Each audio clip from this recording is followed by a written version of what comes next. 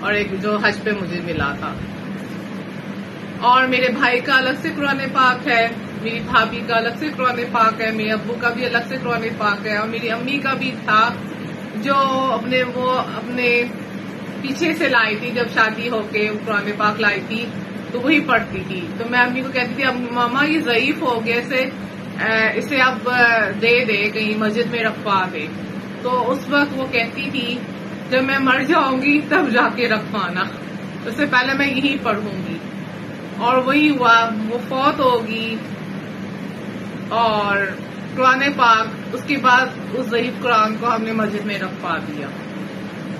لیکن ایک یاد تھی کہ وہ یہ بھی قرآن پڑھتی تھی بڑے والا. میں نے ماما کو کہا تھا کہ آپ یہ بڑے والا قرآن پڑھ لیں، مجھ سے مشکل ہوتا ہے اٹھانے میں، یہ آپ پڑھ لیں. تو وہ پڑھنے کی کوشش کی تھی. کچھ عرصے بعد ان کی ڈیتھ ہو گئی. اور اس طرح میرے بھتیجوں کا بھی قرآن پاڑے ہیں، وہ پڑھتے ہیں ماشاءاللہ سے، سب نے کمپلیٹ کر لیا، ان کے ہو گئے ہیں. اور اللہ کا شکر ہے سب قرآن پاک پڑھا جاتا ہے. اللہ کا شکر الحمدللہ ماشاءاللہ. بس ویسے ہی میرا دل تھا کہ آپ سے بات چیت کروں. بچے تو ترجمے کے ساتھ نہیں پڑھتے. ہاں میرے بھائی نے، میں نے، ابو نے ترجمہ پڑھا ہے، بھابھی نے بھی پڑھا ہوگا. میں نے زیادہ ڈسکس اس بارے میں نہیں کیا کیونکہ وہ بچوں میں مصروف ہوتی ہے. لیکن میری بہت اچھی دوست ہے. یہ بس بتایا تھا. ماما نے بھی ترجمے کے ساتھ پڑھا ہوا تھا، انڈرسٹینڈ بھی کیا تھا. تو پھر مجھے بھی شوق تھا کہ گھر میں پڑھا جاتا تو میں بھی پڑھوں. مجھے اچھا لگتا تھا. سب کہتے ترجمے کے ساتھ پڑھو تو اچھا لگتا تھا.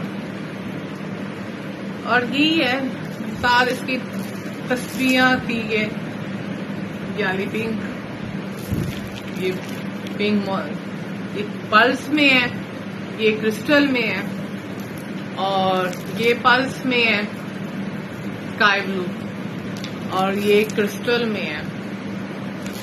اسی طرح ہاں یہ کرسٹل میں ہے، یہ پلس میں ہے. اسی طرح یہ کرسٹل میں تصویر ہے، اور یہ بھی کرسٹل میں ہے. دیکھیے ریڈ کے ساتھ جو کرسٹل تصویر ہے یہ اس کی طرح پلس میں بھی ہے.